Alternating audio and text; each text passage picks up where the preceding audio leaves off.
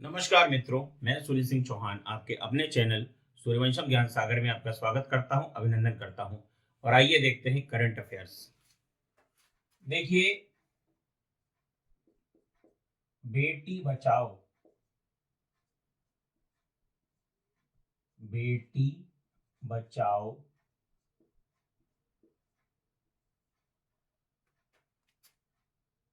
बेटी पढ़ाओ बेटी पढ़ाओ।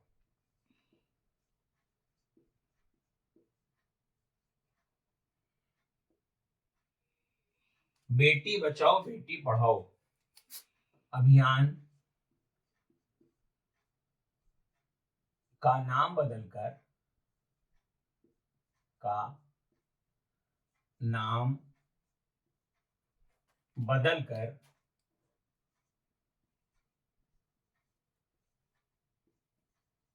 बदलकर कर दिया गया है।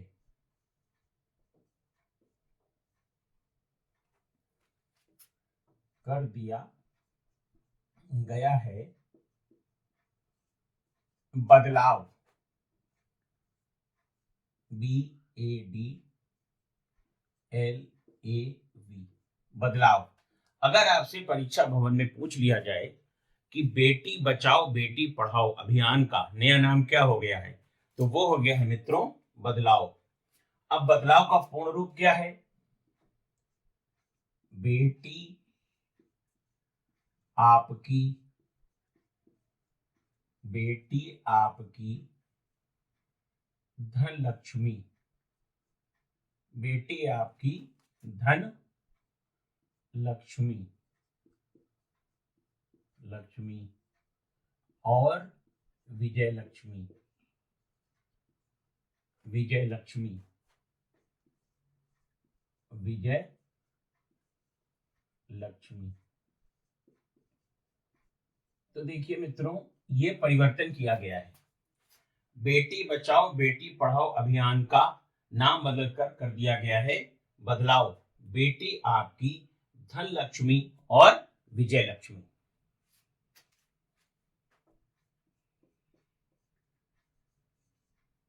यूनेस्को की विश्व विरासत सूची विश्व विरासत सूची में शामिल भारत का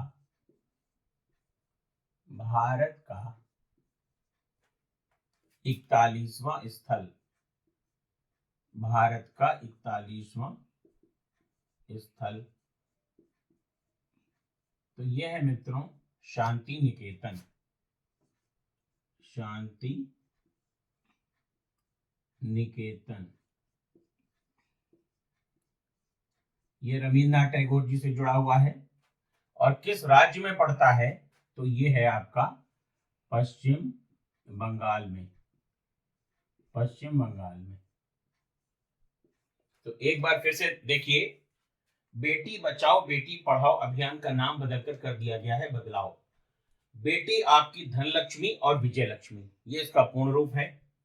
यूनेस्को की विश्व विरासत सूची में शामिल भारत का 41वां स्थल शांति निकेतन, और ये पश्चिम बंगाल में है।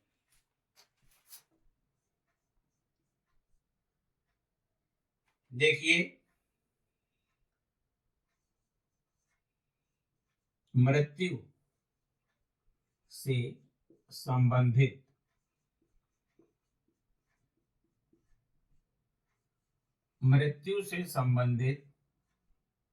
धारा 302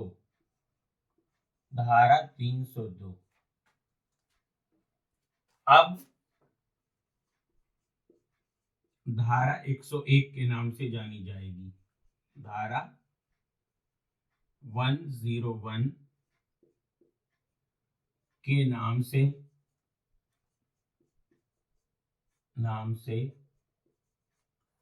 जानी जाएगी, जानी जाएगी।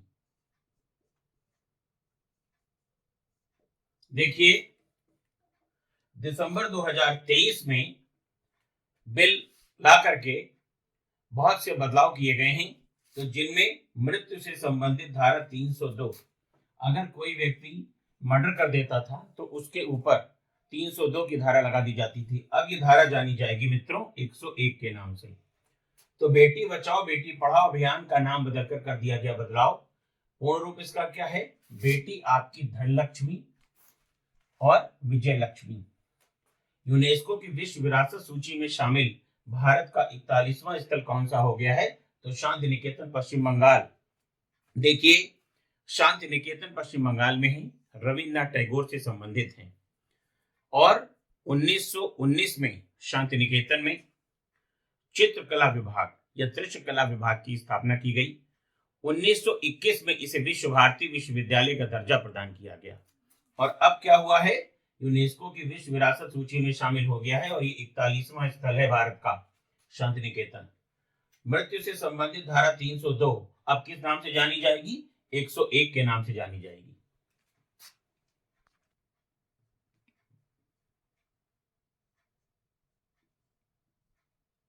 पीएम विश्वकर्मा योजना, पीएम विश्वकर्मा योजना। तो पीएम विश्वकर्मा योजना का प्रारंभ, योजना का प्रारंभ 17 सितंबर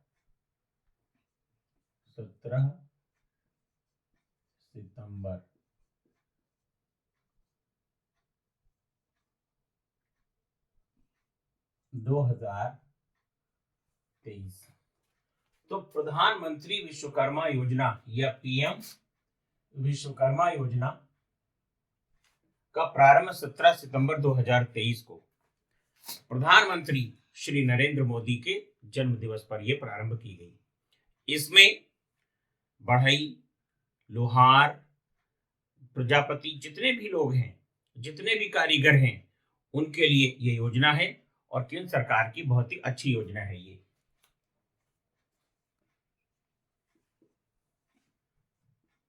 एनसीईआरटी, एनसीईआरटी के स्कूली पाठ्यक्रम, स्कूली पाठ्यक्रम की पुस्तकों में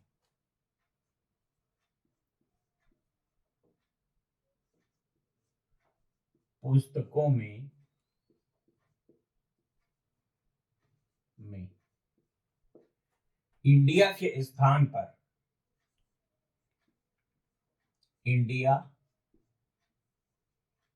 के स्थान पर, इंडिया के स्थान पर भारत लिखा जाएगा। इंडिया के स्थान पर भारत लिखा जाएगा। यहां पर आपको ध्यान देना है कि एनसीईआरटी के स्कूली पाठ्यक्रम की पुस्तकों में अब इंडिया के स्थान पर भारत लिखा जाएगा।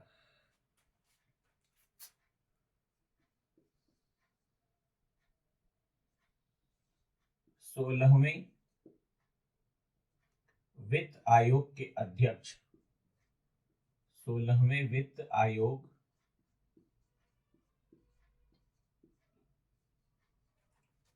के अध्यक्ष, 16वें वित्त आयोग के अध्यक्ष Arvind Panagariya, Shri Arvind Panagariya,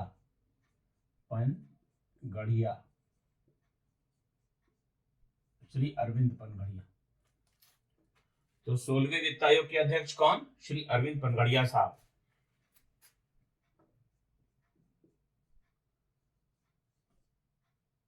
US Open tennis, US Open tennis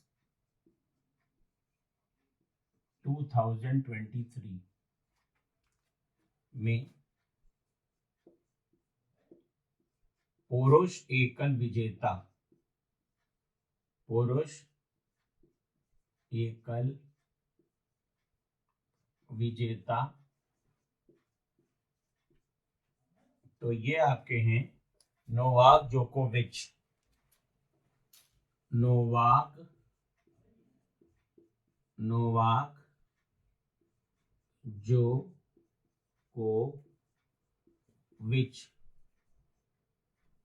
जोकोविच। तो यहां पर आप ध्यान दीजिए, प्रधानमंत्री विश्वकर्मा योजना का प्रारंभ 17 सितंबर 2023 को किया गया। एनसीईआरटी के स्कूली पाठ्यक्रम की पुस्तकों में इंडिया के स्थान पर भारत लिखा जाएगा। 16वें वित्त आयोग के अध्यक्ष Shri Arvind Panagariya. US Open tennis 2023 में पुरुष एकल विजेता नोवाक जोकोविच। देखिए, हर परीक्षा का अपना अपना स्तर होता है, और जो मैं आपको करंट अफेयर्स लिखवा रहा हूं, ये उत्तर प्रदेश लोक सेवा आयोग और संघ लोक सेवा आयोग की परीक्षाओं के लिए बहुत बेनिफिशियल है। और साथ में जो कैलेंडर परीक्षाएं हैं, नीचे की परीक्षाएं हैं, उनके लिए भी ये बहुत उपयोगी है। और एक एक प्रश्न मैं आपके लिए चुन चुन करके ला रहा हूं, इसलिए इनको अच्छे से याद करिए, कॉपी में आप नोट भी करिए।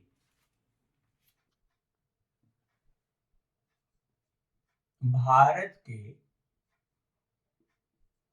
नए संसद भवन, भारत के नए संसद भवन का उद्घाटन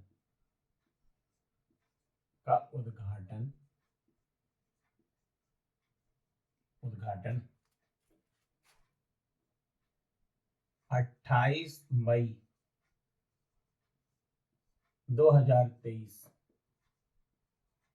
को किया गया।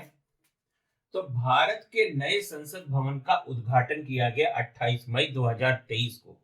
और ये मित्रों किसने किया? प्रधानमंत्री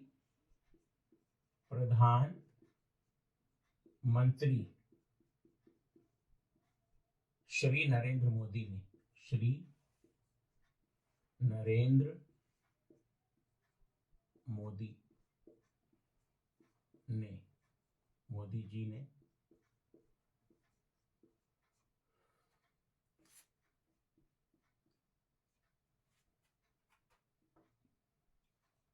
भारत में सर्वाधिक बाघों वाला tiger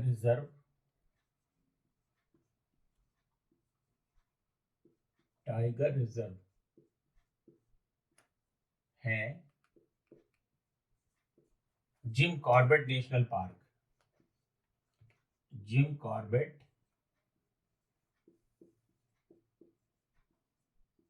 national park, Jim Corbett national park. और ये कहां पे है? ये है मित्रों उत्तराखंड में, उत्तराखंड।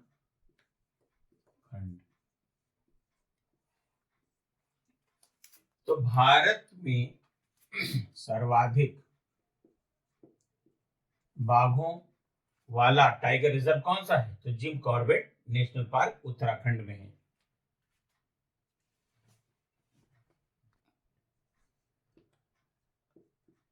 इंग्लैंड के लीसेस्टर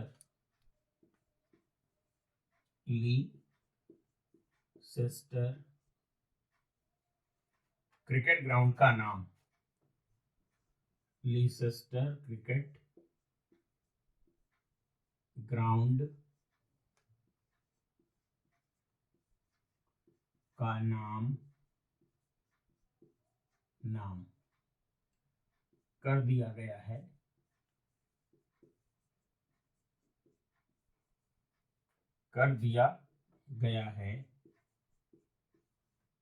सुनील गावस्कर के नाम पर। सुनील गावस्कर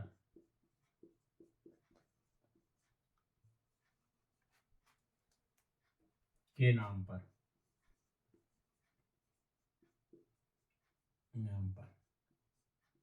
देखिए, सुनील गावस्कर को लिटिल मास्टर के नाम से भी जाना जाता है और आपके लिए यह जानना बहुत जरूरी है कि टेस्ट क्रिकेट में भारत की तरफ से 10,000 रन पूरे करने वाले सुनील गावस्कर पहले बल्लेबाज थे। तो इंग्लैंड के लीसेस्टर क्रिकेट ग्राउंड का नाम बदलकर कर दिया गया है सुनील गावस्कर के नाम पर। तो भारत के नए संसद भवन का उद्घाटन 28 मई 2023 को प्रधानमंत्री श्री नरेंद्र मोदी जी ने किया। भारत में सर्वाधिक बाघों वाला टाइगर रिजर्व कौन सा है इस समय? तो वर्तमान समय में है Jim Corbett national park, Uttarakhand में। इंग्लैंड के लीसेस्टर क्रिकेट ग्राउंड का नाम बदलकर कर दिया गया है सुनील गावस्कर के नाम पर।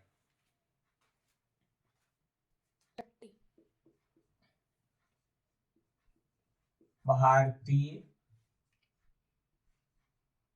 सेना ने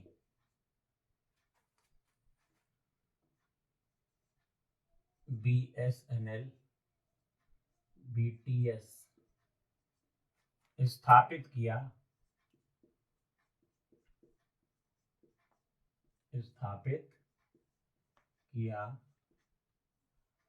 लद्दाख में।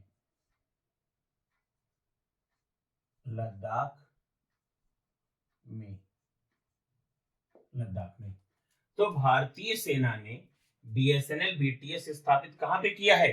तो वो लद्दाख में किया है।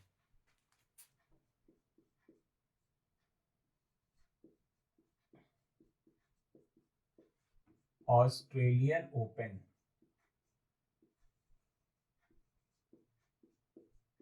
टेनिस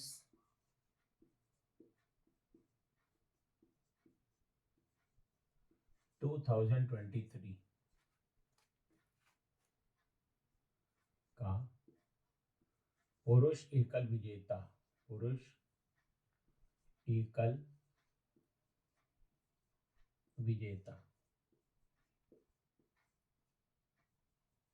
तो ये हैं आपके नोवाक जोकोविच।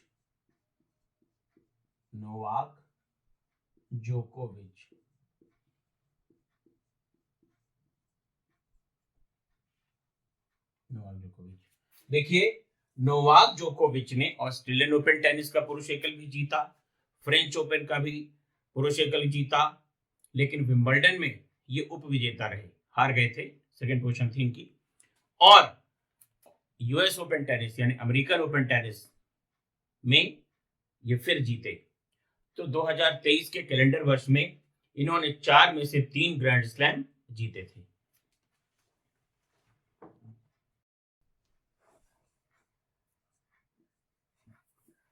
मिड डे मील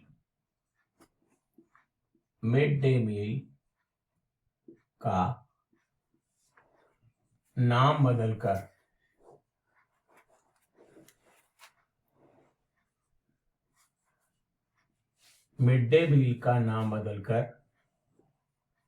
कर दिया गया है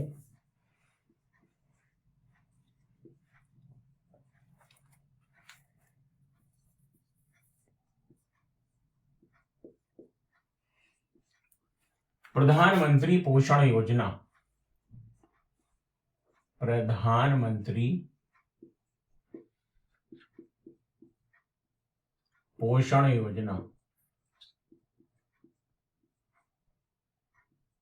पोषण योजना। तो मिड डे मील का नाम बदलकर कर दिया गया है प्रधानमंत्री पोषण योजना। देखिए, 15 अगस्त 1995 ये वो तारीख है जब मिड डे मील योजना प्रारंभ की गई थी, लेकिन उस समय इसमें कच्चा राशन दिया जाता था, बगैर पकाया हुआ। 2004 से इसमें पका पकाया भोजन दिया जाने लगा, यानी कि विद्यालय पर ही बनवा करके और बच्चों को खिलाया जाता था। तो पोषण के लिए यह बहुत अच्छी योजना थी और मिड डे मील का जो मुख्य उद्देश्य था वो था ड्रॉप आउट रेट को रोकना, यानी कि बच्चे आते तो थे लेकिन बीच में ही वापस चले जाते थे। अब इसका नाम कर दिया गया है प्रधानमंत्री पोषण योजना।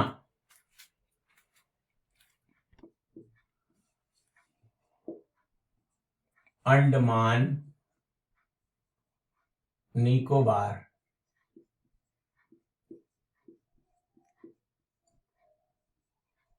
अंडमान निकोबार द्वीप समूह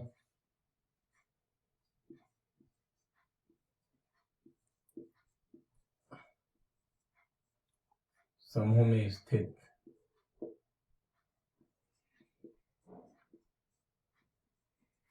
माउंट हैरियट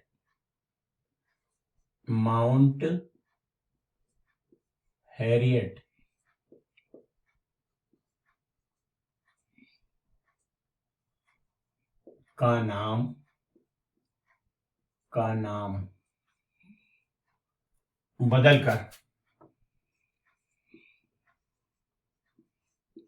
बदलकर कर दिया गया।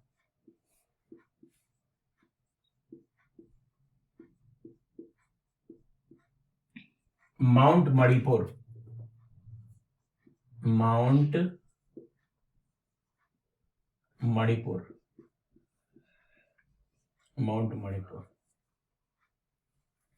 तो अंडमान निकोबार द्वीप समूह में स्थित माउंट हैरियट का नाम बदलकर कर दिया गया है, माउंट मणिपुर कर दिया गया है।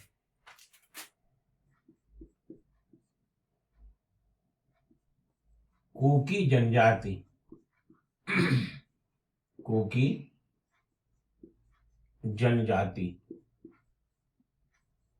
मणिपुर में पाई जाती है। कुकी जनजाति पाई जाती है मणिपुर में। देखिए समय चर्चा में है, कुकी जनजाति चर्चा में, इसलिए मैंने आपको बता दिया। तो कुकी जनजाति पाई जाती है कहां पर? मणिपुर में पाई जाती है।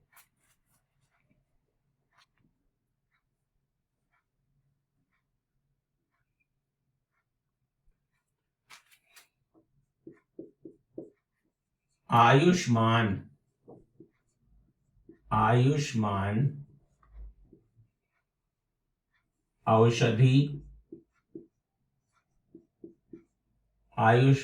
औषधि वितरण केंद्रों का नाम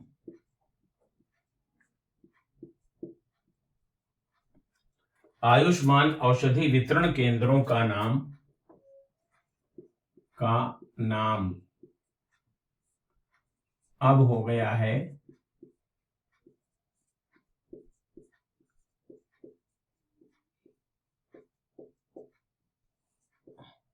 आयुष्मान आरोग्य मंदिर। आयुष्मान आरोग्य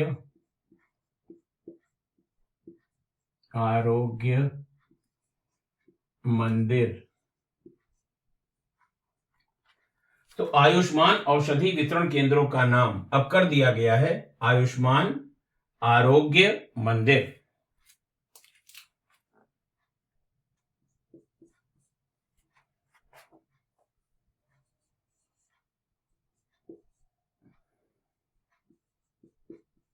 यूनेस्को स्थित है। तो यूनेस्को स्थित है कहां पर? पेरिस में।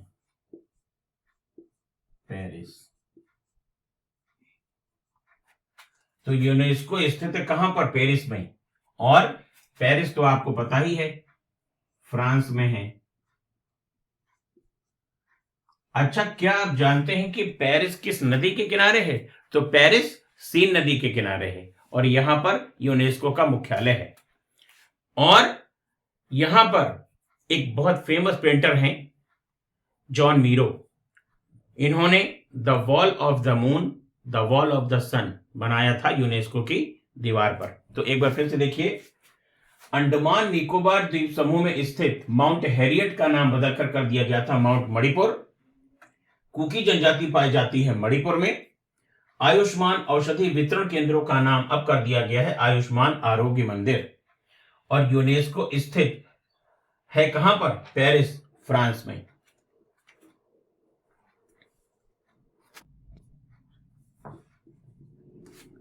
देखिए, मुख्य निर्वाचन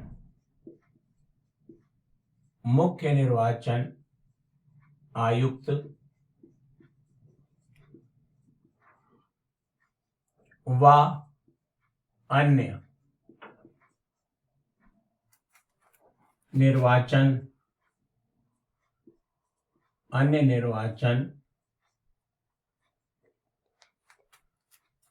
आयुक्तों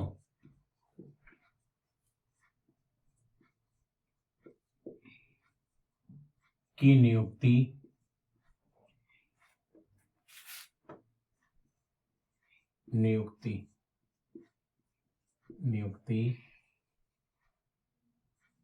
राष्ट्रपति द्वारा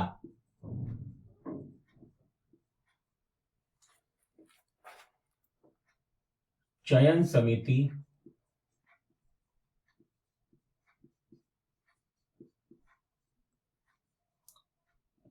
की सिफारिश के आधार पर किया जाएगा। सिफारिश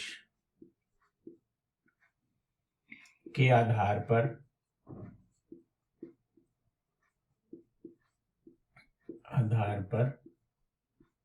किया जाएगा। यहां पर एक चीज आप समझ लीजिए कि ये जो नियुक्तियां होती थी उसके लिए 1991 में यह व्यवस्था की गई थी। निर्वाचन आयुक्त को पहली बार बहुसदस्यीय बनाया गया 1989 में, राजीव गांधी के समय में। मुझे अच्छी तरह याद है, लोग ये समझते थे कि चुनाव सरकार कराती है, लेकिन टी.एन. शेषन साहब, उन्होंने जनता को यह दिखा दिया कि चुनाव निर्वाचन आयोग कराता है। फिर उसके बाद निर्वाचन आयोग को एक मुख्य निर्वाचन आयुक्त और 2 आयुक्तों के रूप में उसको अस्तित्व में लाया गया। अब जो नया विधेयक पास हुआ है उसमें मुख्य निर्वाचन आयुक्त और 2 निर्वाचन आयुक्त की नियुक्ति राष्ट्रपति द्वारा तो की जाएगी, लेकिन मेन बात इसमें क्या है कि एक चयन समिति होगी और उसकी सिफारिश के आधार पर ही राष्ट्रपति महोदय ऐसा करेंगे। अब इस चयन समिति में कौन होगा? तो भारत के प्रधानमंत्री जी होंगे, जो भी पदेन प्रधानमंत्री होगा, एक केंद्रीय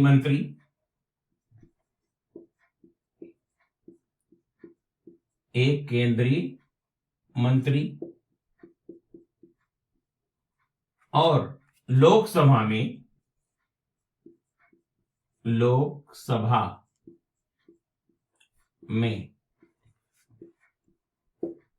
विपक्ष के नेता, विपक्ष जो सबसे बड़ा दल होगा उसकी बात हो रही है, विपक्ष के नेता।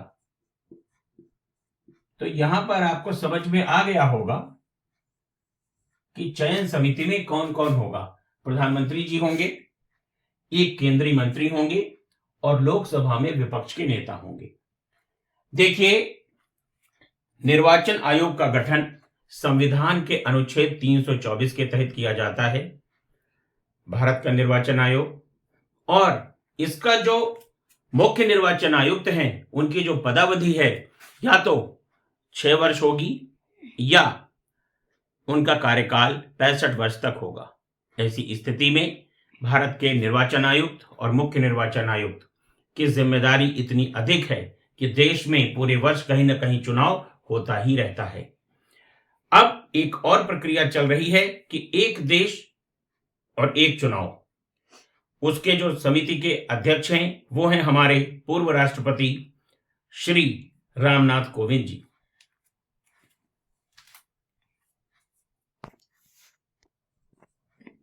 धारा 375 और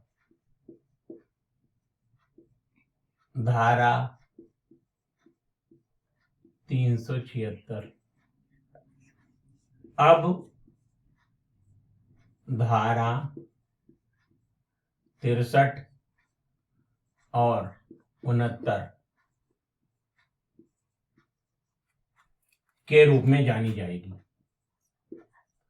के रूप में जानी जाएगी। देखिए, अभी हमने आपको इसी वीडियो में बताया है कि मृत्यु दंड से संबंधित जो धारा है 302 अब 101 के नाम से जानी जाएगी, और रेप की जो धारा है 375 और 76 वो 63 और 69 के रूप में जानी जाएगी। देखिए मित्रों, ये करंट अफेयर्स की जो क्लास है आपके लिए बहुत ही उपयोगी है, और आप इसमें एक एक प्रश्न अच्छे से लिखिए और इसे नोट डाउन करिए। अगर आपको हमारे किसी क्वेश्चन पर कोई समस्या है या आप हमारी लाइव क्लास करना चाहते हैं तो दिए गए नंबरों पर संपर्क करें 9120810141 7380554404। बस मित्रों, आज के लिए इतना ही।